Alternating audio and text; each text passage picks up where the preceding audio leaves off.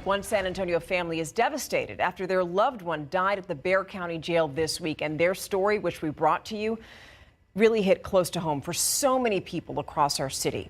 Among them, a group of grieving moms who are calling now for accountability, and they spoke with the night team's Avery Everett, who now joins us live outside of the Bexar County jail.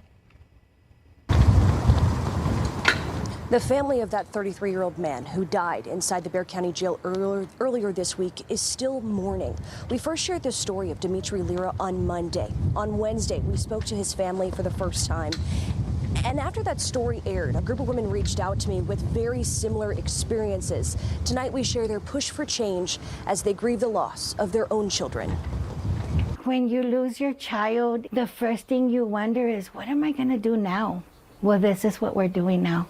Freshly tattooed on Lydia Leos's arm is her son's final moment. The July the 30th is the organ donor date. Julian Denna died just more than 5 years ago after his family made the decision to take him off life support.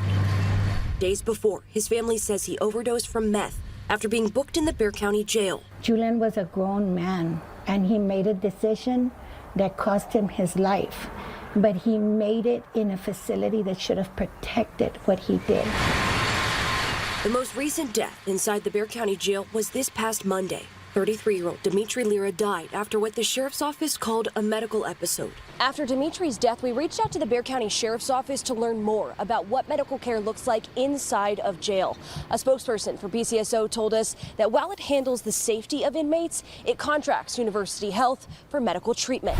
So we reached out to University Health. Their spokesperson said individual cases couldn't be discussed, but they did confirm that all inmates are given a screening. That's where pre-existing medical conditions are identified.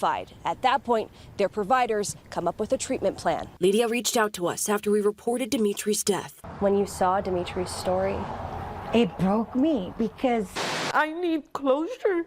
I saw myself doing the same interview 5 years ago.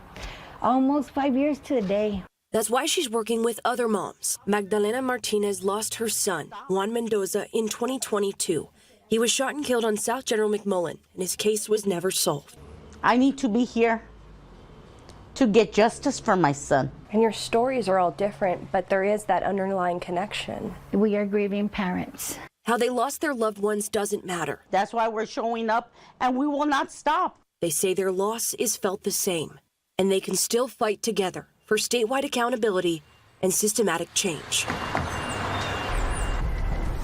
They're actually planning a protest for September 20th and a march and a rally. So the time and some of the logistics of where it's going to happen are still being determined. But when we figure those out, we'll keep you posted on KSAT.com. Reporting live, I'm Avery Everett, KSAT 12 News.